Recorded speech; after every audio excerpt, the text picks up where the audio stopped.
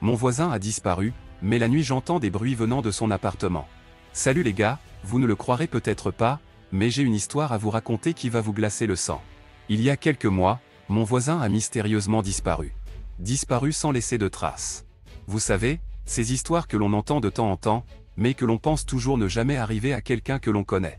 Eh bien, cette fois-ci, cela m'est arrivé à moi, et je ne peux pas m'empêcher de me demander ce qui s'est passé. Mon voisin, Jean-Luc, était un homme calme et réservé. Il vivait seul dans son appartement, sans jamais se mêler des affaires des autres. Chaque fois que je le croisais dans le couloir, il me saluait poliment, mais il ne semblait jamais vraiment intéressé à engager la conversation. Il était toujours renfermé sur lui-même, ce qui le rendait mystérieux à mes yeux. Un soir, alors que je rentrais chez moi après une longue journée de travail, j'ai remarqué que les lumières de l'appartement de Jean-Luc étaient éteintes. Rien d'anormal jusque-là, bien sûr. Mais les jours ont commencé à passer, et je n'ai plus jamais croisé mon voisin. Sa voiture était toujours garée devant l'immeuble, mais personne ne sortait ou n'entrait dans son appartement. J'ai commencé à me poser des questions. Intrigué, j'ai décidé de frapper à sa porte pour m'assurer que tout allait bien. Pas de réponse. J'ai insisté un peu plus fort, en criant son nom, mais toujours rien. J'étais de plus en plus inquiet. Où pouvait-il bien être? Était-il parti en vacances sans prévenir? Ou était-ce le signe d'un malheur plus sinistre? Les jours ont continué à s'écouler, et l'inquiétude s'est transformée en angoisse.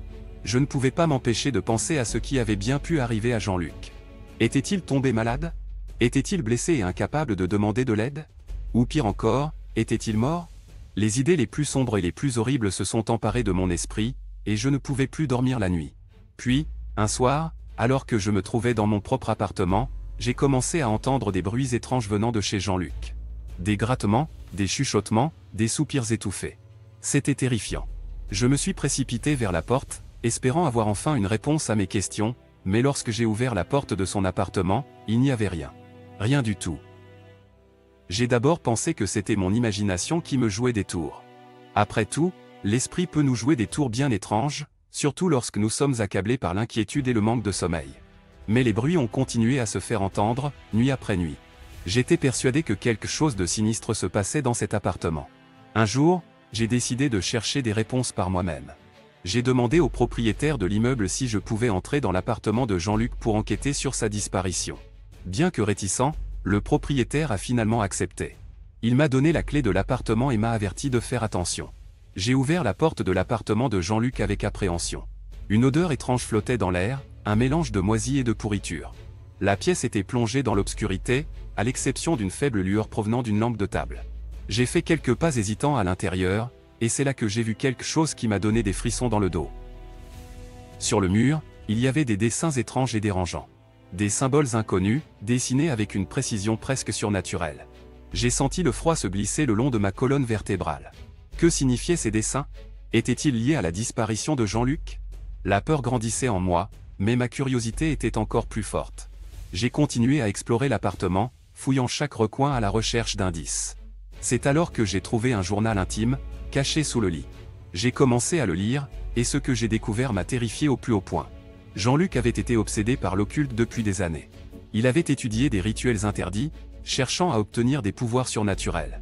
Il avait finalement réussi à entrer en contact avec une entité maléfique, qui avait promis de lui accorder tout ce qu'il désirait en échange de son âme.